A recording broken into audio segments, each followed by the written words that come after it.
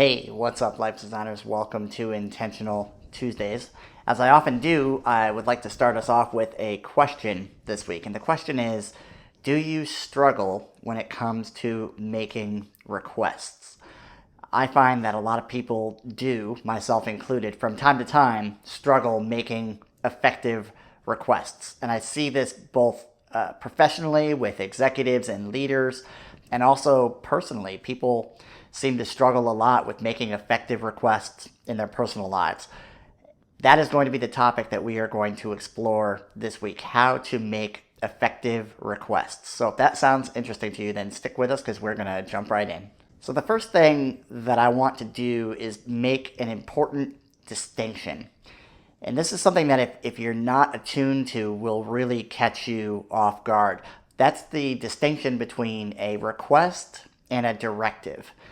Now, when you hear these two words right next to each other, request and directive, the difference probably feels pretty clear. But when you just think of requests by themselves, it's often not obvious that there's a difference between request and a directive. So let's just make sure we're very clear about what that difference is. When you are dealing with a directive, when you are giving a directive or whether you are receiving a directive, there's really no choice in the matter. By definition, a directive basically says you have to do this. And presumably that directive is being given by somebody from a position of authority. But for the recipient, there's really no choice. It's do the thing. A request, on the other hand, has an implication of choice. The recipient has a choice of how to receive that particular request. And there's really ultimately only three options: to accept the request, to deny the request, or to offer some kind of alternative to the request. But the crucial difference here is that when it comes to a request, the recipient does have a choice about how to react to it, whereas with a directive, there's no choice whatsoever. So getting these signals crossed is a real problem, and I'll give you an example. Have you ever worked in an environment where there was an unwritten rule that said if the boss makes a request, you really don't have a choice? You have to treat that request like a directive. If you've ever found yourself in that type of situation or that type of relationship, I'm certain you did not enjoy it. It's really frustrating. It's really, on some level, demeaning. And what's really happening here, if you look closely, there's an incongruity between the words the person is choosing. They're asking you to do something. They're making a request, which implies a degree of choice. But the subtext or the subliminal message is you don't actually have a choice. This is really a directive.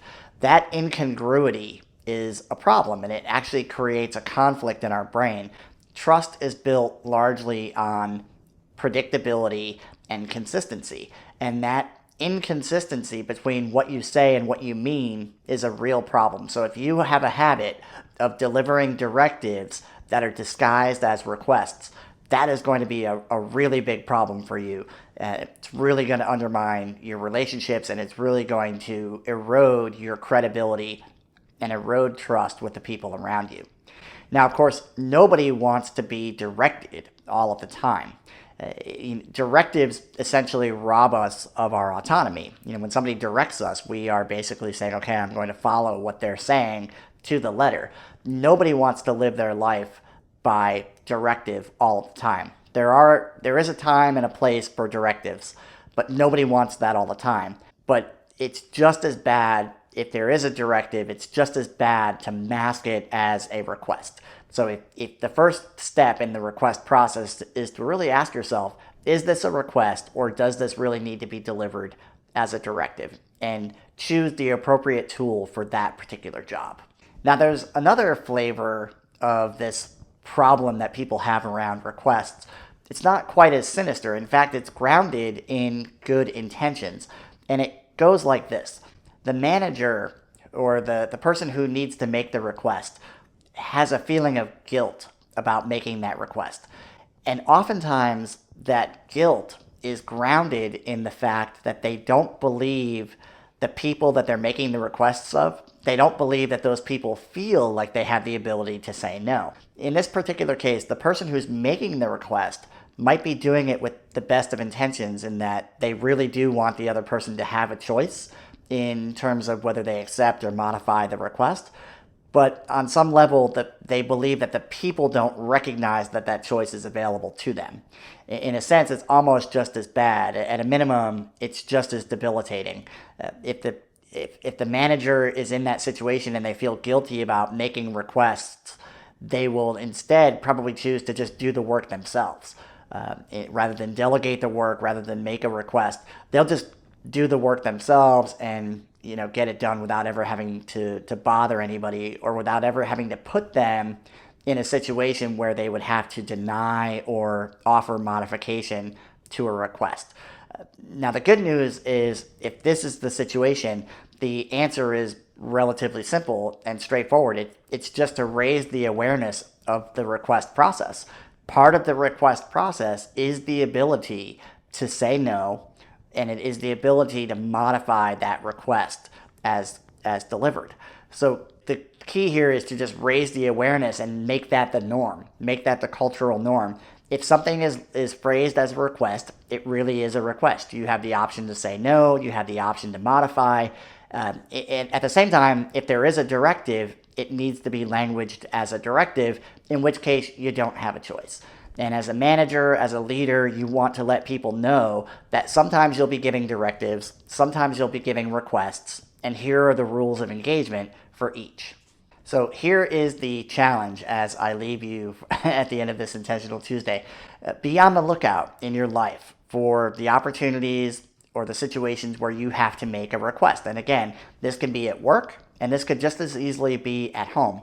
Parents in particular, be on the lookout for your interaction with your kids. Are you making requests, or are you making directives?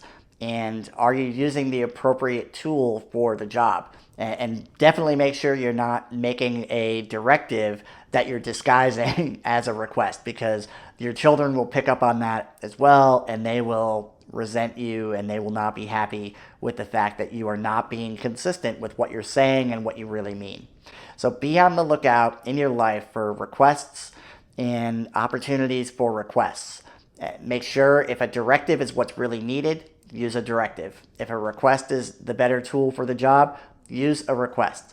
But pay attention to the language that you are using, and how are you communicating to the other person that is what you are offering. If it's a directive, how are you communicating to them? This is a directive. There really is no choice in the matter. And this is a request. And by the way, as a request, you do have some degree of choice, some degree of autonomy. Pay attention to your language. Make sure you're effectively communicating which tool you are using.